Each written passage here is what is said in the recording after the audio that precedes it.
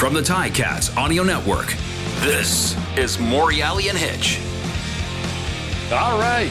Welcome, everybody. Another edition of the Morreale and Hitch podcast. I'm Mike Morreale. There's Rob Hitchcock. David Butko is doing what David Butko does. This is a long day for Butko today. Nothing.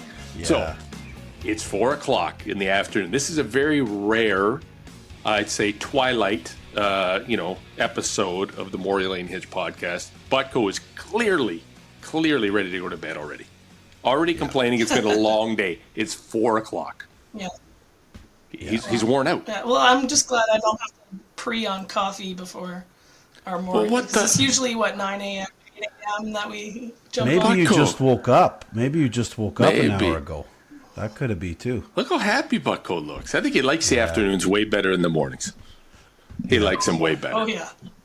So listen. Hey, what? Hold on, I got something first. You go. Do you have like a little trampoline in the basement where you can jump on it and then go right into the wall and put a Velcro on there?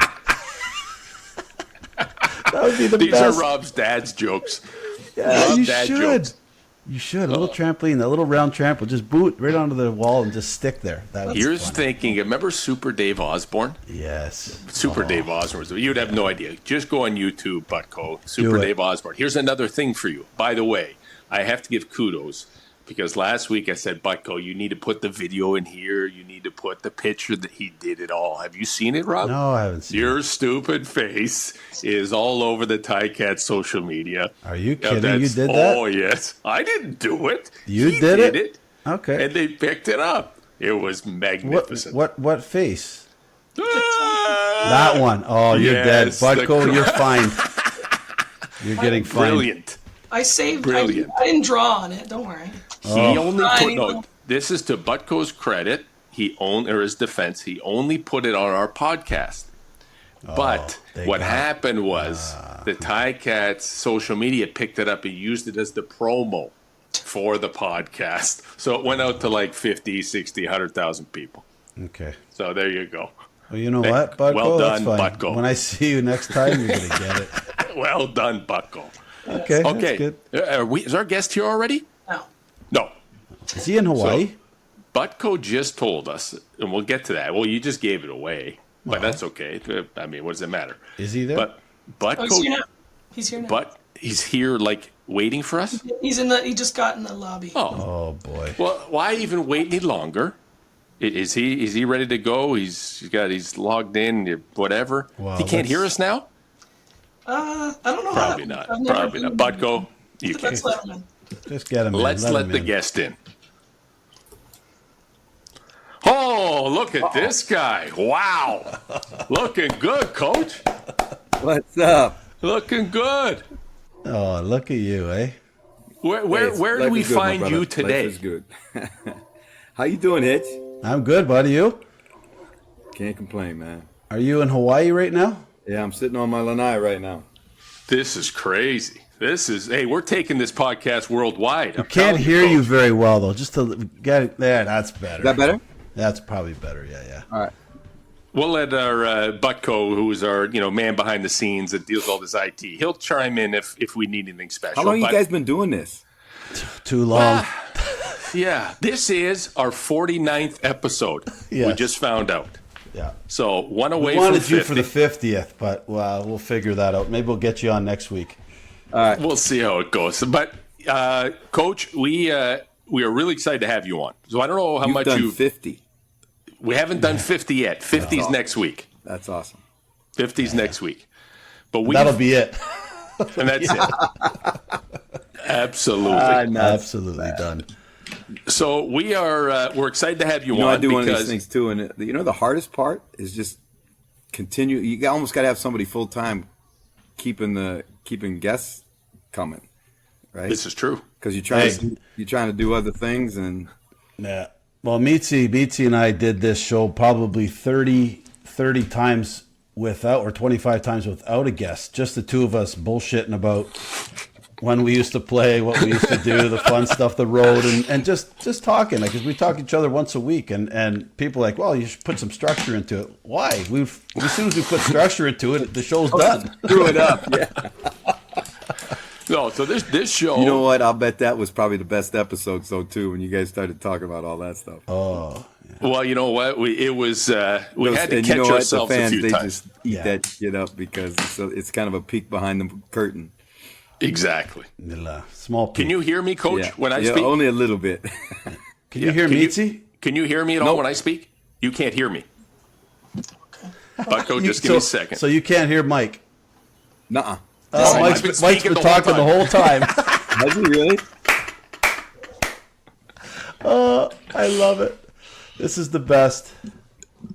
Now, can you see us and hear us? You guys are all good now. Oh, there we go. All he wanted to talk to was me anyway. He didn't want to talk to you, Get out of Meatsy. here. Listen, I was talking the whole time. I'm like, why is Coach cutting me off every time I'm saying something? Because you kept talking to Hitch, and I'm going, what the hell's going on?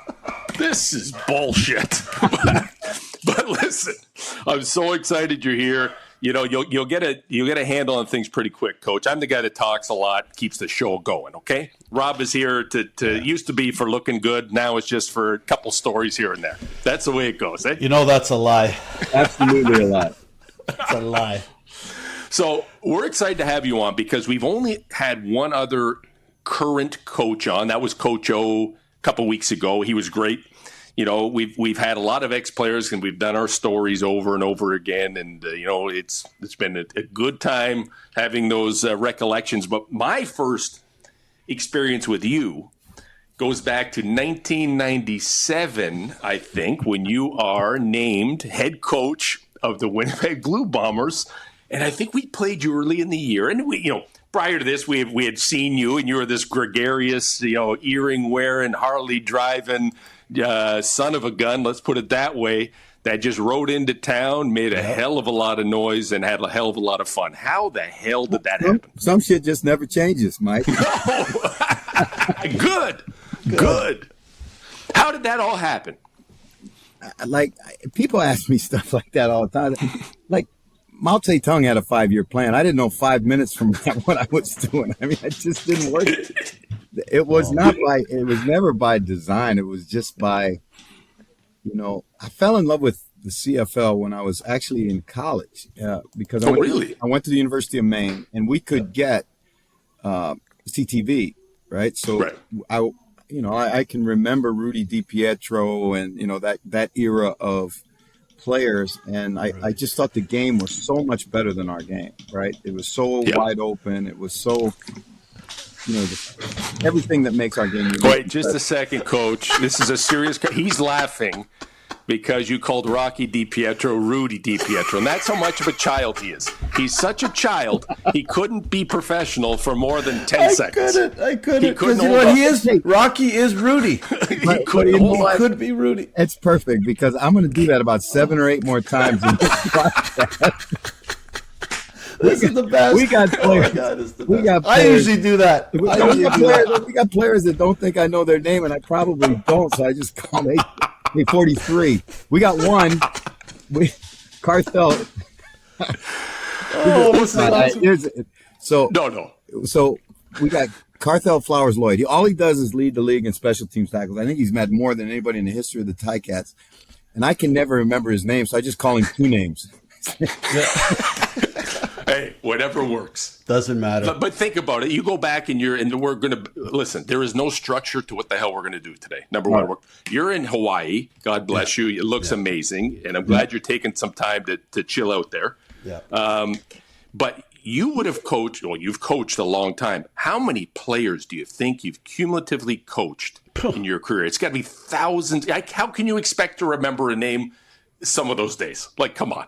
Well, especially one from that far long ago. But, it's amazing, that one of the things that has kept me in the business, I think, as long as I have is the fact that I've been around so many great players. I mean, just great, not just great players, because, you guys know this, that everybody's got talent in pro football. There's no bad players in the pros. There's certain levels of greatness and, but I'm talking about great people.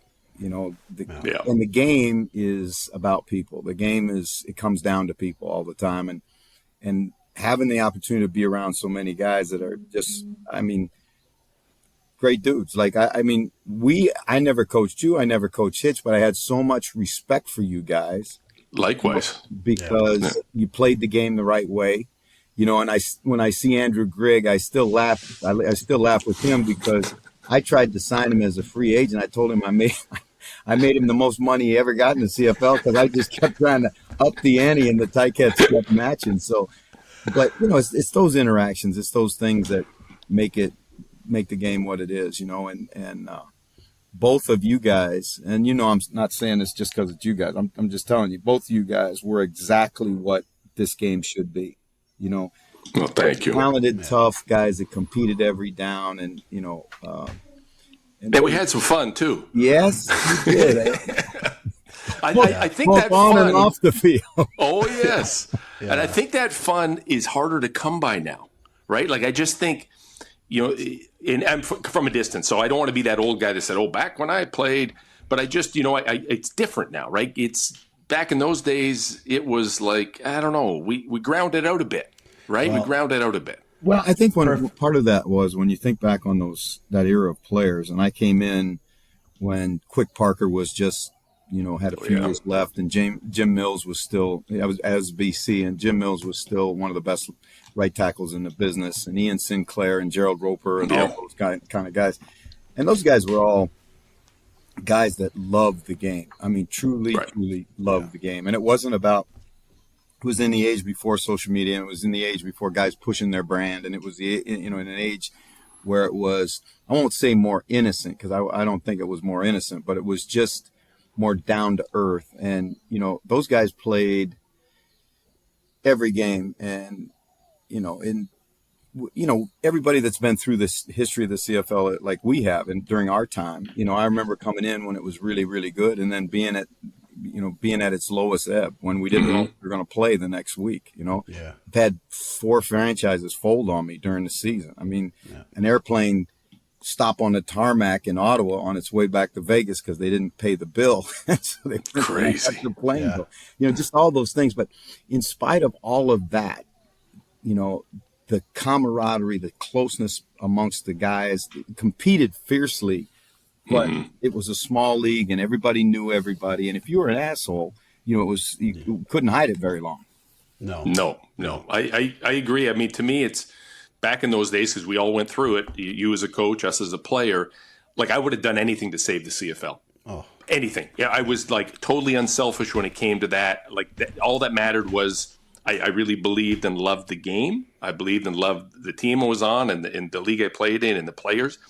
And I just loved it. Like I just loved it. I know Rob felt the same. I know you felt the same way. We all bought in, right? We all bought in.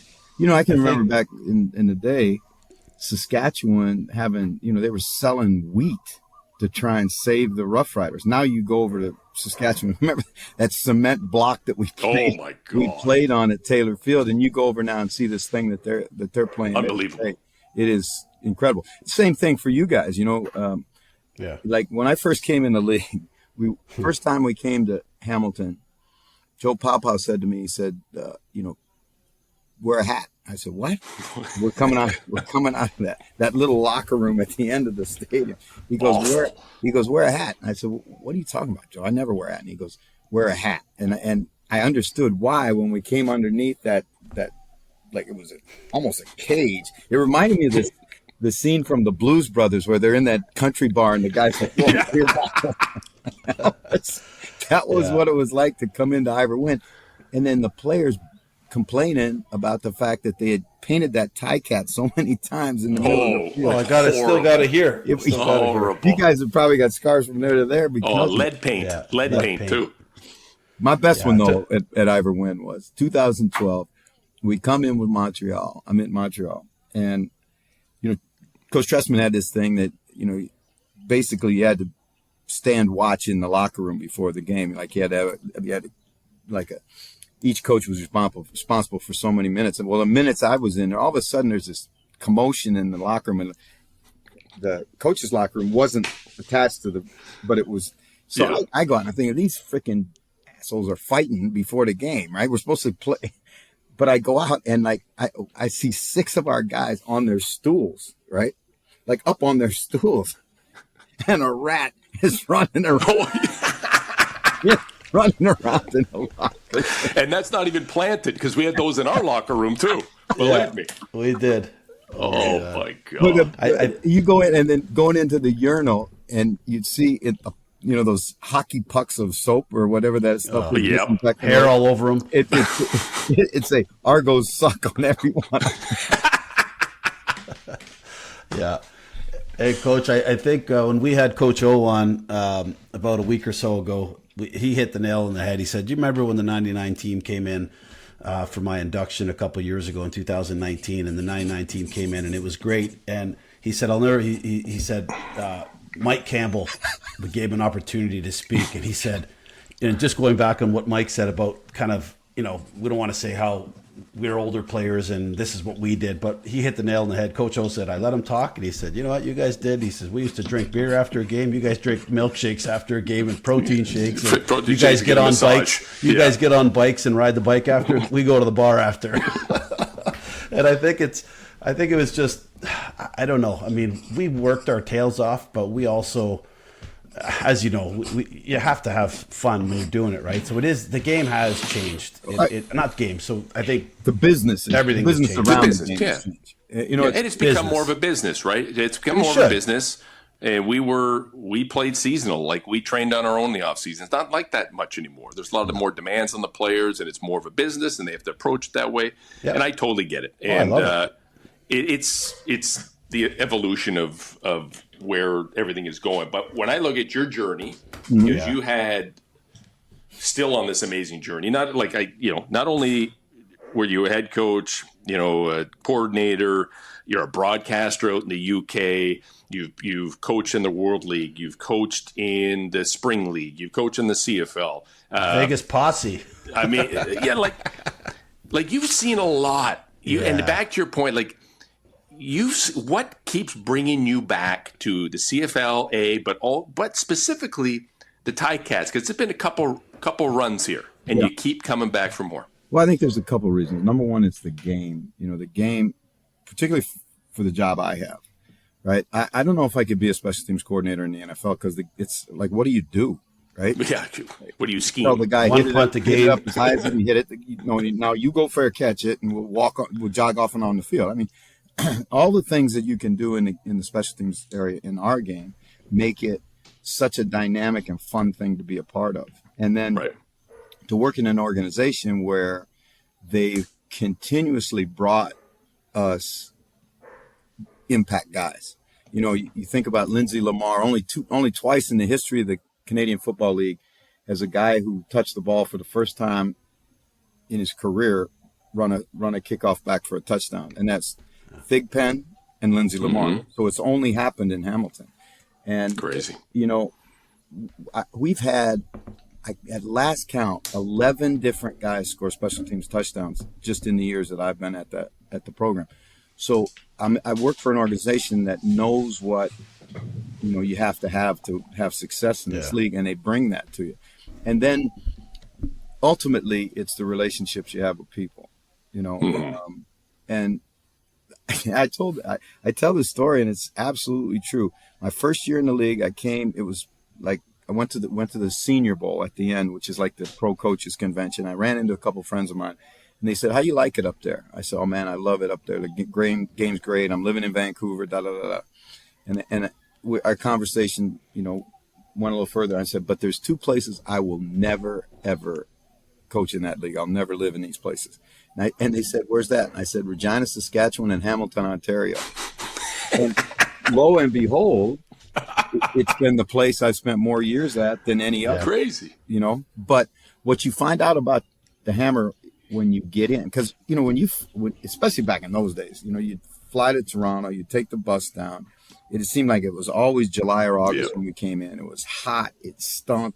It was the nasty stadium. It was like the fans were climbing over I'm hiding in the dugout most of the game because people are throwing shit at you on the sideline. And it seemed like we could never win there, right? And, but then when you come here and you realize what that team means to this city and how that generational fandom, which you didn't have in Vancouver. You had it in Winnipeg, Right. but you didn't have it in Vancouver, certainly. And really, Edmonton had kind of lost it. By the time I'd gotten to Edmonton, they'd kind of lost that a little bit. But still to this day, you watch the dads bring their 6-year-old son, right? And the kid's he doesn't have a Buffalo Bills hat on. He's got a Ticats hat on. He wants to be, the dads that, wanted to be Mike Morreale and Hitchcock, Rob Hitchcock, are now bringing their sons who want to be Simone Lawrence and, Tim White. And I think that's awesome. And, A couple upgrades too, by the way. A couple upgrades to those guys. So For those guys, right? For them. time moves on, guys. But that's it's funny you look at Hamilton that way, because I've never really looked at it that way in terms of generational fans. I've always looked at, okay, why does it not work here? Why does it not work there? Why does it work in those markets? And I think that's a lot. And I've been around the game. I've been around the CFL forever, right? As a 5-year-old kid on. And I never looked at it in that way, although my history with the Cats is totally generational. It started with my grandfather and my father and whatever. So, and it still goes to this day, which is very interesting and something that Hamilton has really held on to. And the fact that you notice that is interesting as well, because it's beyond just the relationships you have with the coaches and Steiny and all those. It actually is the whole thing, right? Yeah, and you know what? The other thing I think that our organization has done better than anybody else since Bob took over is we celebrate our history, right? Mm-hmm. And now other people are starting to figure that out a little bit. But, when I was in Winnipeg or I was in Edmonton or Vancouver, all those places have great histories. But our history is not only on the walls, it's walking the streets. It's walking the field on game day. This thing that they're doing now where they bring back alumni of distinction. Mm-hmm. I mean, I think that's fabulous. Absolutely fabulous. Yeah, that's great. When you're down there on the field, and I always go over and say thank you to whoever it is that's like Joe Jawan last week, thank you for what you gave. You see how much that touches those guys. Not what I said, but what they get out of being in that stadium and seeing those fans that, loved them when they were players, still love them when they're grown men that no longer play the game. Yeah. I was just going to say, when I was in high school, again, my parents had season tickets in Section 28 at Ivor Wynn Stadium, and I played all my high school games there. And, of course, my favorite player was Rudy DiPietro, but that was my favorite, too. Not to be mistaken by his identical brother, Rocky DiPietro. Yeah, exactly. Yes. Rudy was my favorite, though. But, no, just going on that, the opportunity, like Mike's he's from Hamilton. He's from Stony Creek, so he's not really from Hamilton. Holy shit. We're going to get into the Hamilton-Stony Creek battle. Yeah, he's on the other side of – he's in the other – you know what? Bimbrook. Born and raised in the East End. You know that. But just growing up and watching the stadium, compared to what it is now, and I love the fact that it's family-oriented, and the last 15 years since Bob's taken it over, it's been absolutely amazing. But back when we played, and the Argos used to come down for Labor Day, there would be 17 fights outside the stadium. There's not that anymore, which I think is great, right? It's great for the game. People respect it. But when I was a kid, my dad would pull me out of there because there's brawls, scraps all over. They didn't want to take us to games because of the scraps. I got to ask you a question. This you went to Weber, right? Yeah. Okay. You First of all, how did you get there, and when were you there? No shit. How did he get there? That's what I want to know. Pure talent. No. You don't get to Ogden, Utah on pure talent, bro. You know how it's a funny story that connects us, Jeff. Yeah, it does. The guy that ended up recruiting me to McMaster and was my coach also recruited players at the same time to Weber. So while he was recruiting me to Mac, because I had the grades to go to Mac, he was recruiting Hitch and Trevor Shaw and a bunch of guys to Weber. He was working both angles. Well, he was the head coach, Steve Bruno. Was that Al's son? No, not related to Al. Not related. I had Al coach me after, but this was a different Steve Bruno. He started out east at Mount A, and then somehow had an affiliation with Weber. He went there. He went to Weber. There you go. He went to Weber State. So, of course, I couldn't get into MAC, coach. I couldn't get into MAC because my grades were like 70, right? So I couldn't get in. But 70. They were. Get out of here. I'll show you the grades. Anyways, so Trevor Shaw went to my high school, or I went to his high school. Trevor Shaw went before I did. And then Obi Spanik and I were going down at the same time. And Steve Bruno said, hey, send some tapes down. So we sent some tapes down. Dave Arslanian ended up coming down we went on a recruiting trip first, and then they ended up coming down and trying to sign me. And, it was crazy because I was being looked at by, most every school in Canada like Mike was, but my dad's like, if you're getting an education paid for, you're gone. See you later. So yeah, I'm not paying for it. So I left and played. What years were you at Weber? So 91 and to 94 was my senior year. Wow.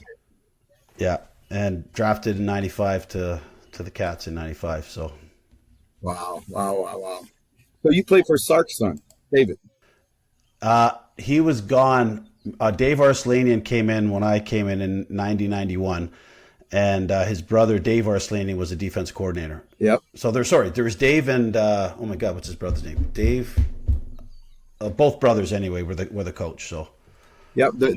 Their father was a legendary guy, Sark Arslanian. Sark. Yes. Legendary. He was the head coach at Colorado State, and Wyoming, Colorado State, huge rivalry. So one time, This is one of the greatest things I've ever seen a head coach do. He brought the entire team in to the stadium on tanks.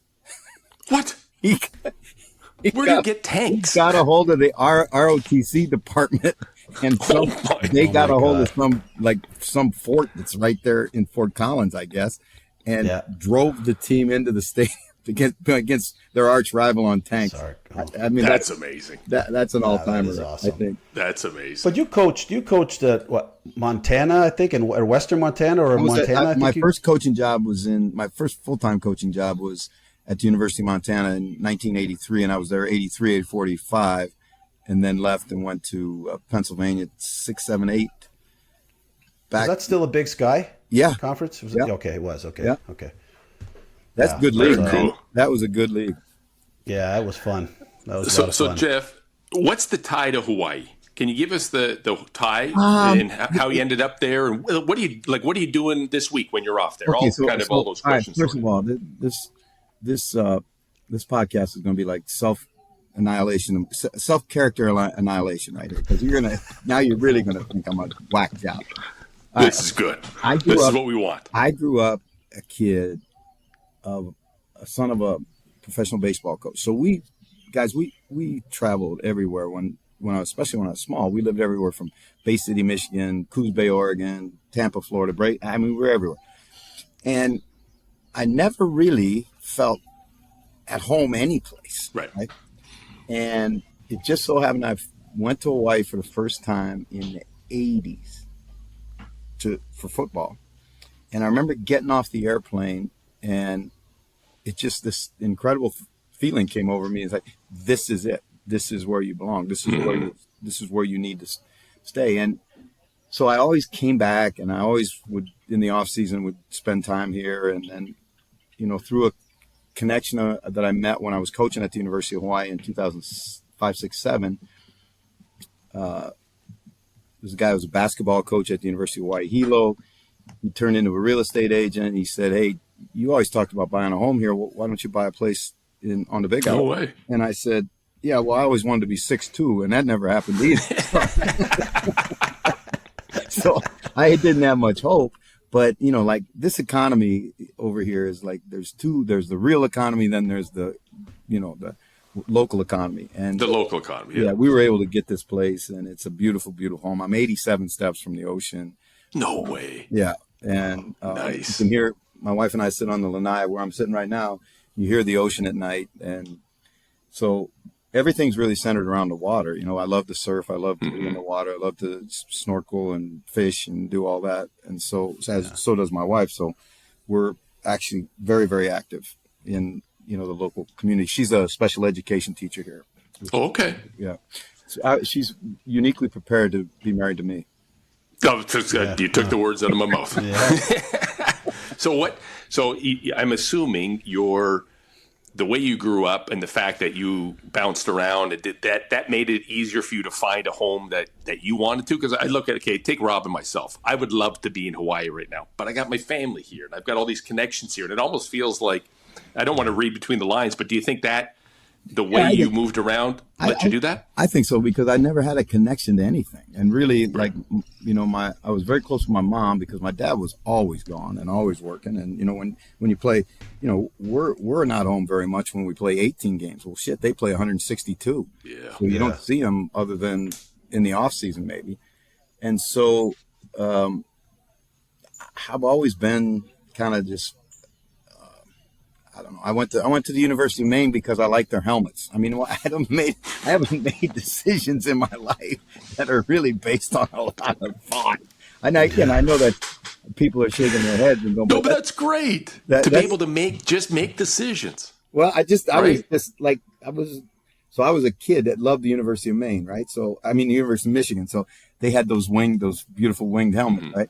And I remember I got a piece of recruiting literature from Jerry DiNardo, who had been a All-American guard at Notre Dame, at my high school in South Bend, Indiana, and then started a coaching career at Maine, and he sent me this stuff, and there's this, these guys got this beautiful helmet. It's the University of something, so it sounds big time to me. So I said, I'm going. And that's how you did it. And then I show up, and I go, how you're in your locker the first day and you can't wait to see you. There's my shoes and my glove and gloves and all that. I open the locker and I said, it's just a blue helmet, right? I went down to the equipment man, this old down east guy, Woody, and I said, hey, Woody, when do we put the thing on the decals on the helmet? And he goes, yeah, dumb bastard, we changed the helmet this off season. So you made a decision because you like the helmet that no longer was in use. No, I should have taken it and transferred right then. But I love it. It's part of the journey. Yeah, it's part of the journey. Yeah. When young coaches ask me stuff, like, oh, how do I get into the business, or how do I, I say, hey, listen, man, whatever I say, do exactly the opposite. Yeah. Well, that's what Mike does. So I do whatever Rob is supposed to do. I do the exact opposite. Absolutely. Well, Coach, we do a little segment every week. We usually talk about it before our guests on, but we usually talk a little bit about the Cats, of course, and their journey and what's going on. Last week was tough. It was great. I mean, right now, it's great to see Bo out there again. I love it. Schultz is looking off the charts good right now as well. Like that tandem right now. I mean, what a heartbreaker at the end. But you know what? You know what you got to do now. You got to go into Montreal. You got those guys next week in Montreal, and then you've got them the week after again in Montreal. So, very beatable, of course. Mm-hmm. You know that. We know that. I think you guys are clicking. Mike and I talk about it every week. I feel that finally the pieces are together. The special teams are awesome. McAllister, I think 35. Yep. Yeah, played well. Like, man, that guy, he's dynamic when he gets the ball. Love watching him. And even I love watching him on the offensive side of the ball when he gets in there and catches the ball and takes off. But I think when a few of those special teams and O are clicking, D might not. I mean, I haven't seen this year all phases kick in yet, and that's real tough. But I think that with Bo back and the positive that you guys are doing in the room as coaches, I think it's unbelievable that you're in a position right now. And I have a great feeling, not just because we're from Hamilton, we played all our. I think you guys are going to go and beat Montreal and then have to go to Toronto and play those. I don't even want to say it, but you know what I mean. You know what I want to say, but I have a great feeling. What's your take on the team right now? Well, I think you guys haven't played the game as long as you did and seen it from the inside out. You recognize that in our game particularly, it's true in the NFL, but it's more true in the Canadian Football League, that you want to get to the playoffs hot and healthy. And really, we've played our best football in the last 4 weeks, and had an opportunity to, BC's fighting their ass off to win the West, and we beat them once and take them, to where they got to kick a field goal, 1 second left on the clock to beat us. I mean, that's all you can hope to do is be in a position to win the game in the fourth quarter. Yeah. I think those things are going to help us. We are, as you said, Hitch, we are getting components of our team back that have been hurt for most of the year. You know, Dylan Wynn is now back, and that's a huge. I mean, he's like the Energizer Bunny on our football team. You know, he brings nonstop energy. Bo coming back. You know, I think that Scott Milanovic has done a great job with the offense. You know, since he's been with us. You know, Jordan Murray has helped solidify the tackle position. You know, obviously we're going to miss Fig, but you know, I just think all of our phases are starting to play better. And, you know, complementary football, that word that coaches use all the time, is what really wins for you in the playoffs. Because, you know, we've been to the Grey Cup 4 times, and in every single one of those situations, you know, we actually played. We weren't tremendous in any one phase. It was all 3 phases playing together. And that's one of the things that, you know, O talks about all the time and harps on with the players and, you know, educates the players all the time about the importance of playing complementary football, where, you know, in today's game, it's more important than it's ever been, you know, because the way the rules, you know, it's funny now, you just take this rule. You kick a field goal. They have the right, which they've always had, to take the ball at or ask you to kick it off. Well, now they give them the ball at the 40. Well, you're almost at midfield when you get the ball. So 2 first downs, you're down and scoring. So you've really got to play complementary football to manage the ebb and flow of a game. And now you factor in what happens in, you know, November in Canada with the wind and the weather and all those other things. The team that does that manages the clock, plays complementary football, there's typically the teams that are going to go to the Grey Cup. Right. Yeah. So before we got to get going here in a few minutes, Coach, and I know you got to enjoy the beautiful sunshine, a little bit of surf, and the rest of that stuff. Similar to Rob's kind of comment about, you know, facing Montreal and then facing getting in the playoffs. How do you approach the game? Is there a game within the game now leading up to this game that theoretically means nothing? Like watching you historically and watching others, there's always something up your sleeve. Yeah, well, I've never believed a game meant nothing, right? Yeah. Because if it meant nothing, they wouldn't keep score and nobody would show up. So obviously it means something. And I think for us, you know, to go on the road and play well is important. That's important in the growth and development of this football team. And then to have the confidence then to go back again, you know, 7 days later and do it again. One of the unique things about the Canadian Football League, where you may play somebody at the end of the season and have to come back and play them right again in the playoffs. That typically doesn't happen. It happens every once in a while in the NFL, but because of the amount of teams they have, it's rare.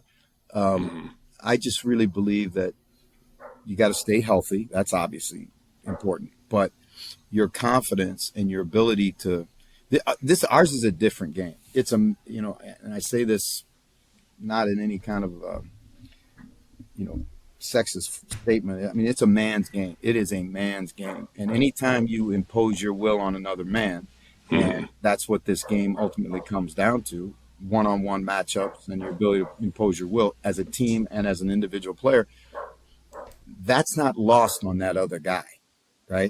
And so that's another one of the reasons why you want to go over and play well in a, quote, what some people will say is a meaningless game. Yeah, you never want to give someone else even the thought that they could get one up on you. Exactly. Right? You never want to lose a battle. You never want to lose a battle. And as much as it's physical, it's mental, it's especially if you're playing the following week. And it's you're sizing your opponent up, right? Yep. Set the tempo, baby. First play, smack the shit out of somebody. And I would love that opportunity again. Put me in for one series, Coach. One series. That's all I need. Both your shoulder blades would just explode. Did you ever see there's a phenomenal play called Damn Yankees, right? And I've never seen it, but yes, I'm familiar with it. It's the story of this longtime Washington Senators fan who sells his soul to the devil to go back and be able to play one season for the Washington Senators. And he's phenomenon. He's a phenomenon. He takes him to the playoffs, and the devil calls for his soul again.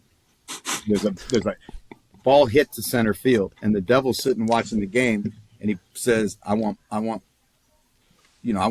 you get, now you're going to be that old You man, owe right? me. You owe me. And all of a sudden he's wrong.